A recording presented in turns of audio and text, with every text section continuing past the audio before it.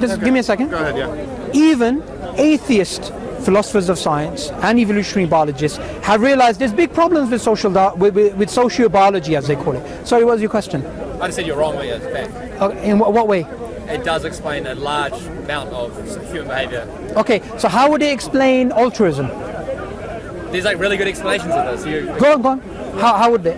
Well, it's along to this idea of like immediate evolution or like a hangover from evolution. So for many, many thousands of years, it would behoove you to help other people who live in your community because they're the only people you ever see, right? So now we live in a globalist world where you see people you don't actually often come into all the time. Are you not listening to me? Do you want me to explain it again? I'll explain it again. No. I don't want to. No. I'll explain it again. This time, you're very good at talking down to people, but when someone who is as vocally strong as you talks back, it's actually harder. So you asked me what? Altruism. How to explain altruism? I told you. Hundreds of thousands of years of helping people who are close to you because it would benefit you when they help you back is now in a globalist world, so we have a hangover of this, right? So now we have primal urges to help others in need because it actually benefited us hundreds of thousands of years ago. That is the answer to your question. That's what I said before, and I'll say it again. Do you want me to repeat it again? That's the justification. Okay. Wait. Sorry. Can I just add to what you're saying? I'm not going to interrupt. One sec. Just to add to Wait. Hang on. Let me answer your thing. I can only have one conversation, one person at a time. What you're referring to is known as reciprocal altruism, right? And reciprocal altruism, and there's another theory in genetics, right? Both of these, they break down when you help people that you're not related to. Now, the claim that this is an evolutionary hangover, I want you to justify that claim because you're just you're adding a label to a mystery. What evidence can I give you that would make you agree with it? Well, you'd have to give some genetic evidence. Genetic evidence? I'm talking you're speaking about genes, correct? I'm talking about hangovers of evolution. These things exist in our genes. Sir, you study genetics, right? Does natural selection work at genetic level? Yes. Okay, it does. So doesn't that mean that every single social aspect of our behavior has to be explicable in terms of survival and reproduction? No, it doesn't. Yeah. It doesn't mean that. It does not mean that. Sir, even if you call it an evolutionary byproduct, fundamentally it has to be survival and reproduction. Correct? Why? Because you just said it a minute ago. No, I didn't. I'm answering your question. You said it was an evolutionary hangover. I said altruism is an evolutionary hangover. I didn't. Now you're saying every single behaviour in human history. No. Okay. I'm not going to do that. I'm going to fall into your traps of semantics. Okay. I'm not silly. Okay. I'm not silly. You can answer my question. Okay. Altruism is an evolutionary hangover. Yes. Okay. How do you know that? What do you mean? How do I know that? I don't know the answer. What did you? I would like to hear from him. Wait, don't go to him. Don't go to him. I said, what evidence How would you did you hear? get to that? What evidence? Because I'm well read on the topic. What evidence would you have?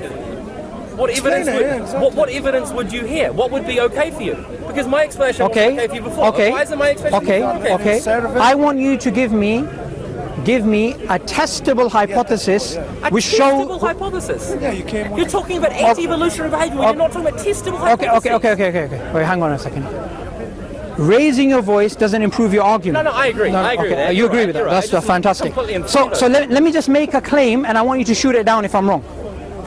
This claim of yours that altruism is explicable by Darwinian processes is challenged by evolutionary biologists. Not good ones.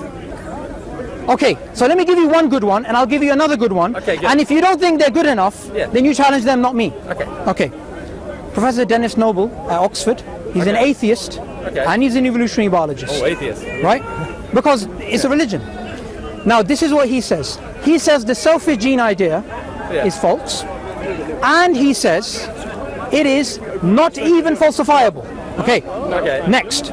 Another evolutionary thinker, he's a philosopher of science, David Stove, again another atheist. He's written a whole book challenging the selfish gene idea and human altruism, the way it's explained by Darwinists. And his book is called Darwinian Fairy Tales. And what he says is this: Darwinists claim all human social interactions, including the behavior of altruism, fundamentally, whether you call it a hangover or not, is explicable in terms of survival and reproduction, and he says it's false. Do these people that you quoted believe in evolution? They believe in some evolutionary processes. I think you're never getting my question. I think, do you think they believe in evolution by natural selection? Okay, wait, hang on. Professor, do they believe in it? Yes or no? Can I answer? Yes, you can. Professor Dennis Noble, he doesn't believe in evolution by natural selection as a creative force. He believes in alternative mechanisms such as evolution by natural genetic engineering. Professor When you say by creative force, what do you mean? I'm not aware of that. Sorry? You said natural selection by creative force. No. Natural selection, not natural selection, evolution by natural genetic engineering. He believes in that mechanism. It's an alternative mechanism to Darwinism. Again, I feel like my question hasn't been answered, so I'll ask it again. No. Your question has been answered. I don't think you actually understood what I was saying. I didn't, that's why I asked again. So your claim that Darwinism explains all aspects of human behavior, including... Okay, fine. It explains altruism. That's what you claim, right? I think it does, yes. That's being challenged by evolutionary atheist biologists. That's what I'm saying. Around the world, yeah. So that's what I'm saying. And I think that there are many evolutionary biologists who are right. But you said it's fact. Yeah, you said it's fact. People challenge... Okay, wait, one second. One conversation at a time. Relax. There are people in the world that think the Earth's flat, right? That doesn't mean that it's not fact that it's not. Wait, hang on. Hang on. We know the answer. Hang on. It's easier than Darwinism. Wait, sir.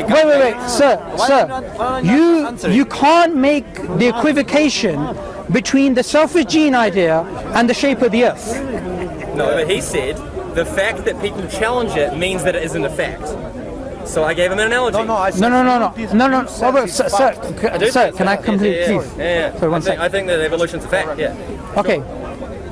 The fact of the matter is this.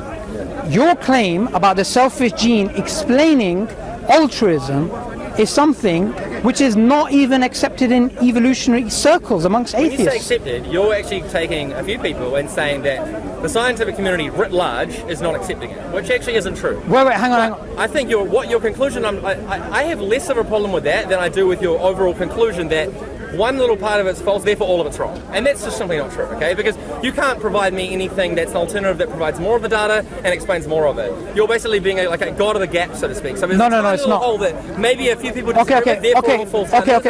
Do you know what? It's not this at all. Do you believe, what alternatives are you aware of to Darwinian evolution? To explain what? All the data of evolution. Sorry, are you asking me what is the best explanation of evolution, Darwinian? What are the alternatives to the Darwinian mechanism of evolution? By natural selection. Alternatives for creation of the Earth, you mean? Or what do you mean by alternatives? We have the process of evolution, yes. Right? That process has different mechanisms, right? So you believe that the scientific community at large, in your own words, they accept the Darwinian evolution, yes. Right? What alternatives are you aware of? Well, I'm aware of like creationism and other religious... There you go. Yeah. Forget that for now. What naturalistic alternatives are you aware of? I'd like to hear from them. Okay. There's evolution by... And all of these were put together by evolutionary biologists who are atheists. They don't believe in intelligent design. They don't believe in creationism. They don't believe in anything like that. And they've taken the same data and they've come up with a different interpretation. Evolution by natural genetic engineering, put together by James Shapiro. Neo-Lamarckian evolution, which is put together by Eva Jablonka. Neo-mutationism, put together by Masatoshi Nai from Japan.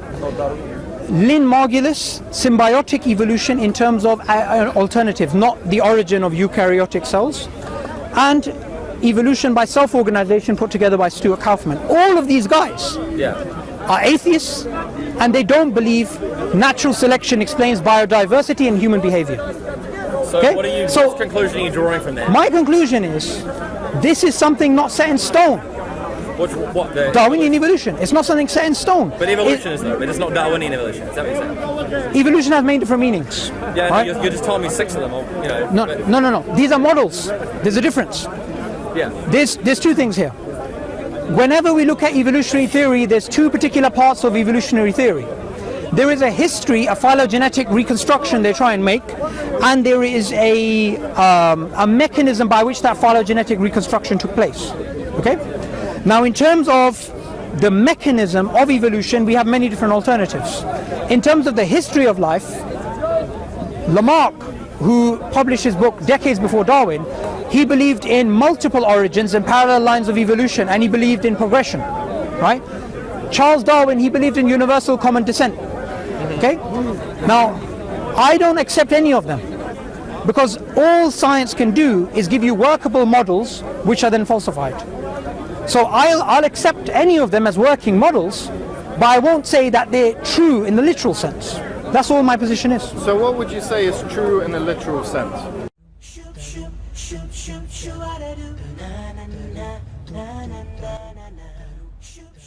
إذا أعجبك الفيديو لا تنسى الإعجاب والتعليق، ولكي يصلك كل جديد اشترك الآن.